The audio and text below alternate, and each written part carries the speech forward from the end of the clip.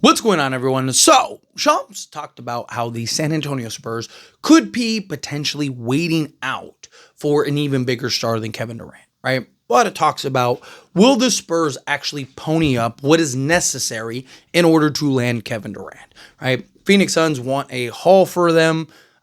Problem is, they kind of understand that they're probably not going to get a haul, which nor should they really expect. They're going to get a good return, right? Like, they're going to get a return regardless for Kevin Durant, but you're not going to get the haul that you gave up 4 years ago for Kevin Durant. Like, it's just unrealistic, right? So, I could see the Spurs going and like, hey, if Kevin Durant's too much, let's wait.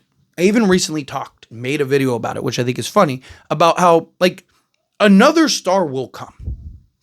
Right? Like every few months, there is a new star that becomes available.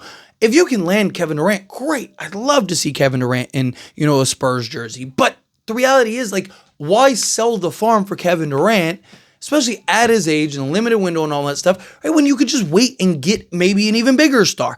I wouldn't be shocked if even a guy like a Devin Booker becomes available by the trade deadline, right? Because again, Phoenix, I don't think is going to solve all their problems by trading Kevin Durant.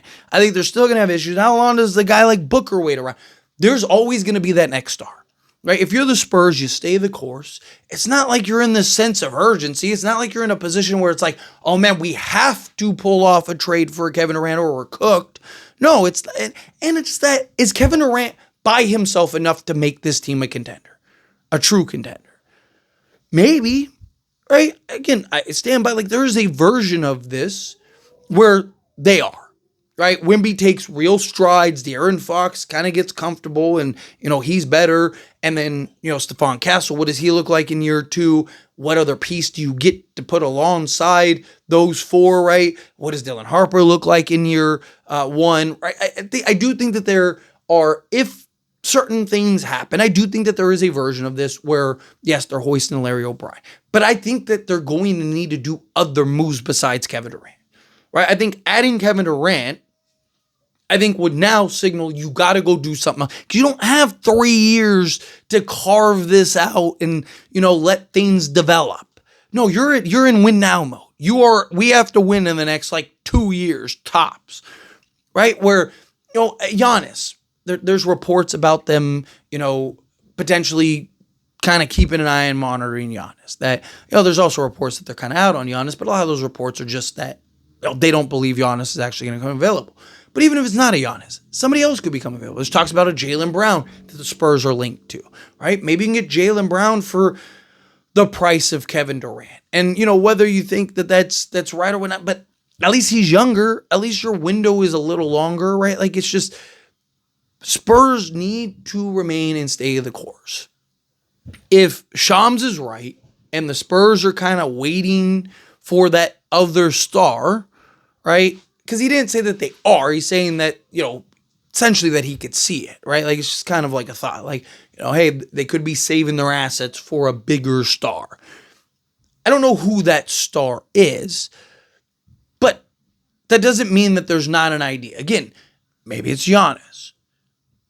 Maybe this time next year, Denver is tearing it down because Jokic wants out. Who knows? You don't know what tomorrow's going to bring. Now, I'm not saying you wait just to wait, right? Like, 1 in the hand is worth 2 in the bush, without a doubt. But again, I don't think you need to rush and expedite this process just to do it. I don't want to see the Spurs just go, oh yeah, so we made a big splash trade and gave up and sold the farm just so we could, go. It is just, you don't get anywhere. Right? Now, look, if you sell the farm for Kevin Durant and you win the championship this year, then no one's going to say it. Everyone's going to be like, let's go. Right? But again, like, what's the likelihood of that? It's pretty slim, in my opinion. Right? Now, again, I'm all for the Spurs waiting, being patient, and finding those opportunistic trades. De'Aaron Fox was an opportunistic trade, which I think is funny because the Spurs were active in trying to get a guy like a Darius Garland, a Trey, an Ice Trey Young, De'Aaron Fox. They were trying to get one of those guys last offseason, ends up falling through. They think, all right, we're riding it in with, a Stephon Castle. Fast forward, all of a sudden, De'Aaron Fox becomes available and he wants to go to the Spurs. The Spurs didn't know that that was going to happen.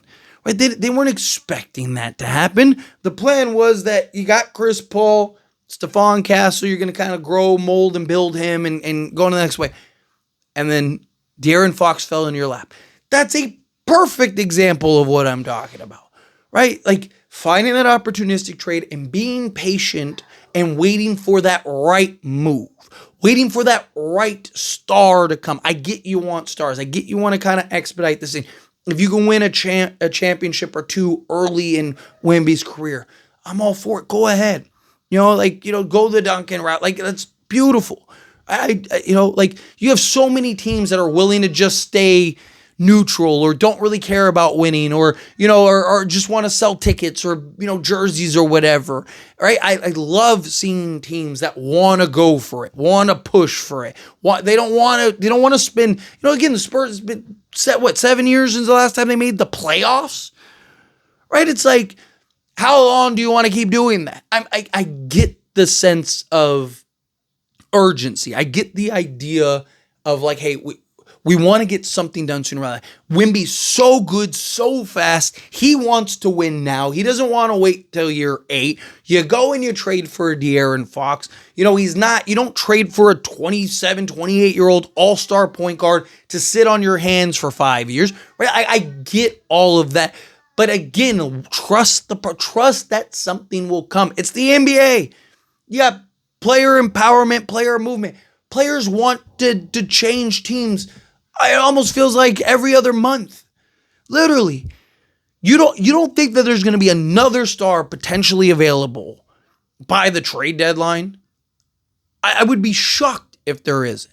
I'm not saying like a Giannis or a Jokic or like, I mean, it could be, a simple star, right? It could be just, not a superstar, and that, but again, a guy that you look at and go, man, that's a great piece. That's a great idea. Like, go get somebody like that to add it. Like, he would fit beautifully next to maybe, or maybe you're just getting key pieces. I've talked about, like, go look at the Pelicans. While everyone's distracted with Kevin Durant, can you go maybe trade a similar package, even if you have to trade a little more, to go get a Herb Jones and a Trey Murphy? Perfect. Now you slot in both your forward spots. You solve both of your biggest needs right now.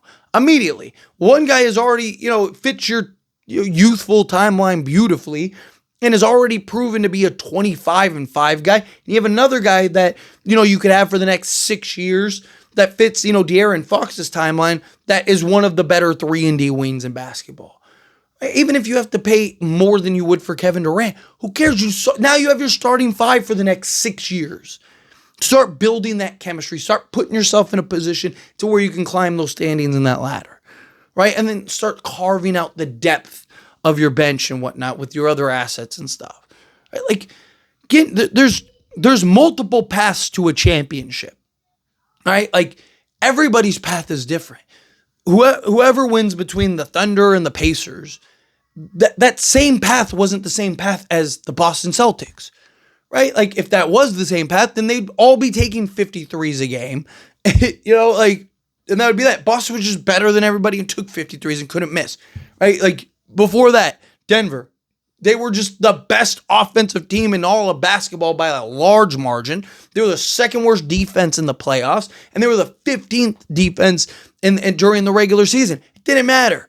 They were just a well-oiled offensive machine, and they ran through everybody. Before that, you look at who was the Warriors, right? Like, again, they just caught fire. They were like an Indiana team, caught fire. I mean, even Draymond himself talked about how, like, they didn't even think that they were going to be a contender or win a championship or anything like that, because they weren't playing good basketball. They just caught fire at the right time, right? Andrew Wiggins becomes Michael Jordan in his prime during that run. You go to who was that? Milwaukee, right? Milwaukee, like, Giannis just was clearly the best player by a large margin in the NBA at that time and just dropping 50 every night to lead them to a championship. Add in a guy in Drew Holiday and your absolute money. The Lakers were the deepest and best team in basketball, right? You go to the Toronto Raptors, right? I mean, theirs was kind of, but still a different path, right? Injuries.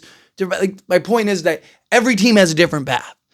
There are multiple paths to get to a championship. You don't be patient. Trust the process. Trust that next thing will fall in your lap. But anyway, as always, this is a discussion. Pass a question on you. Let me know your thoughts and opinions down in the comments. That being said, if you haven't liked this video, hit that like button. Helps me out. So we enjoy these types of videos. Truly appreciate it. Not subscribe channel. Hit that subscribe button. Turn on the bell notifications. Appreciate y'all. See you in the next one. Thank you.